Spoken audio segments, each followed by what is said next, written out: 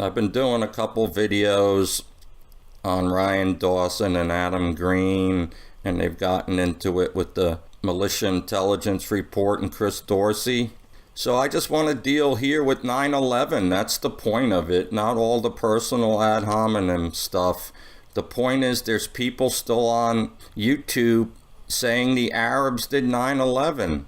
Here I'm talking about Ryan Dawson, and Adam Green supports heavily Chris Bolin, who's basically a shill for Zionism. I mean, I don't understand that. That's my own ignorance. I wasn't looking at these channels. I didn't think there were truther channels around that had lots of subs that still put forth that put forth the proposition that you can petition the Lord with prayer. You cannot petition the Lord with prayer. Sorry for that aside. It's a little Jim Morrison psychotic moment there, folks. Craziness. Just look at the defense system of the United States.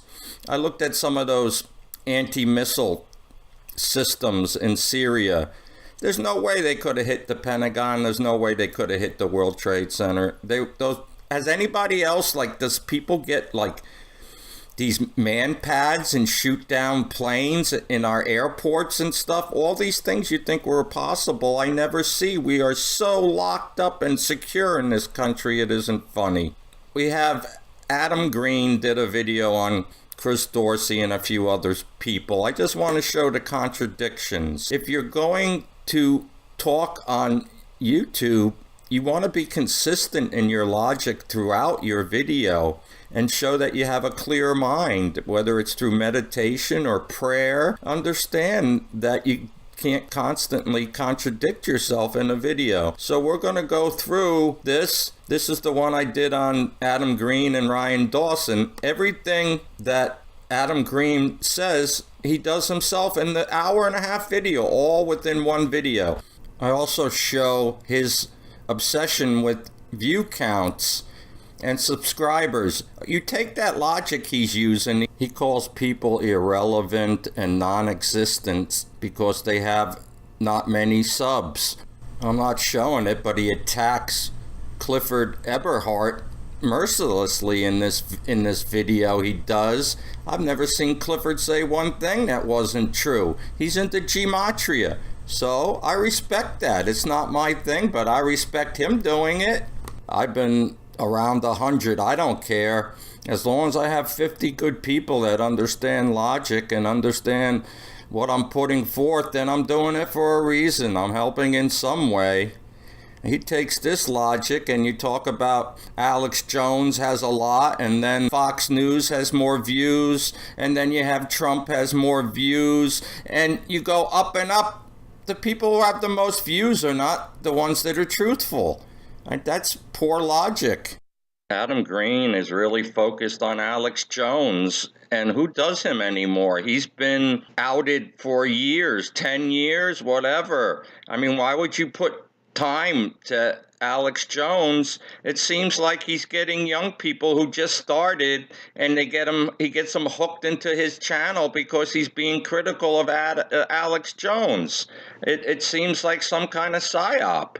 Here is Chris Bolin, the shill, and Ken O'Keefe. If you go listen to the Mavi Marmara explanation he gives, it's comical. If you believe that to be true, please unsubscribe from my channel because it's ridiculous. These two guys are the biggest attackers of Israel and are shills. Now, I don't know what the play is. Israel does this for some time because they don't care that you criticize them. That is no longer proof that somebody is a real truther, that they criticize Israel. Israel's beyond that. Zionism is beyond that. They don't need to stop it. They just need to keep you deluded and involved in chaos. So Chris Bolin married a IDF. His wife became an IDF intelligence officer. He lived on a kibbutz in Israel. He toured around Syria and Afghanistan, all the places we're attacking. And I don't know for sure he's an Israeli shill, but he's telling you he is, and he wants you to get confused about him and believe in him and also attack him. And this is the PSYOP. It's all in here. His first marriage was to an Israeli woman he met at a kibbutz. He volunteered as a lifeguard. He went to Afghanistan, Iraq, and Syria. He tells Haaretz. He was also picking oranges. Great for you. So we'll look at Adam Green, and he talks about being logical and wanting to talk about facts, and he'll argue with anybody. No one argues with me. Nobody. I'm not mentioned in any of these videos against Chris and the Militia Intelligence Report. Nobody wants to include me in there. I made videos on these guys, and they're not taking me on. I went to Adam's site and said, I'd like to argue with you, talk to you, debate about Chris Bolin. I got nothing back. Ryan Dawson basically deleted my comment about wanting to describe things with them. What is this about? I never get bothered by people, really. It's a pretty good life. Nobody calls me names or says anything about me. What's up, guys? Come on, Adam, Ryan. Let's play some Ring Around the Rosie or something and do something here. Okay. You guys are both dangerous. You're major league shills. That's the point. The point isn't Chris Dorsey's personality and how he presents information and whether he's annoying you or not. You guys are big time shills, and I'm embarrassed that people like you are on YouTube, and you are my enemy. That's all I can say. I said enough. All right, so take care, people. Adios, amigos. These comments, it's like he has no self-awareness. I'm going to go through and read all these comments again. Like, this is just me being nice to this guy, and this is how they respond. I'm exposed as a Zionist agent. And all this is doing is essentially probably making my channel more popular, even though their platform is, like, essentially non-existent. And these guys are essentially irrelevant. They have no following. The only people that do follow him are... I was posting, promoting his stuff all over the place. Alex Jones and Game of Thrones predict Zionist false flag. I've done all these interviews with Bolin. Like, the main focus of my channel is exposing Zionism and international Jewry and this whole biblical prophecy, New World Order stuff. I mean, so one, he starts sharing all of our private messages on Facebook. Like, he screenshotted all of our history of direct messages on Twitter. These are our private messages with Dawson, and I say, here, the other one first. I say, this is June 15th, 4 days ago. Can we do a short chat about Dorsey and Russia/Talpiot? And he never gave me a clear answer. I'm going to read some. It's such a distraction. It creates infighting, and it muddies the water on who's an agent or not. It's limited hangouts. But now we got Dorsey going around calling me, Jan Irvin, Ryan Dawson, Brendan O'Connell, Bolin, everybody under the sun an agent. It's, go on your program. Do you have evidence for fucking anything? No, he doesn't. He does not have evidence for anything. And if it is, it's flimsy conjecture. That's one of Chris's things. Or he just calls everybody a secret Jew.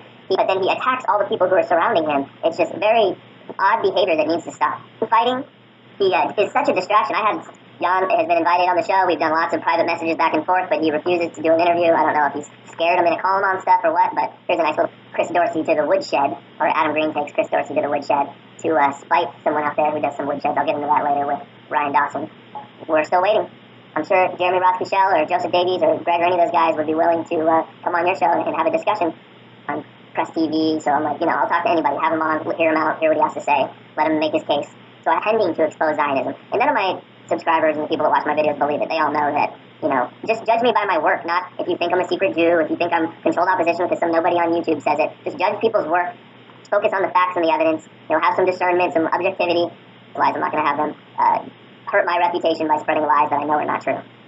Ad hominems, personal attacks. This is the worst debate ever. Let's get to my debate.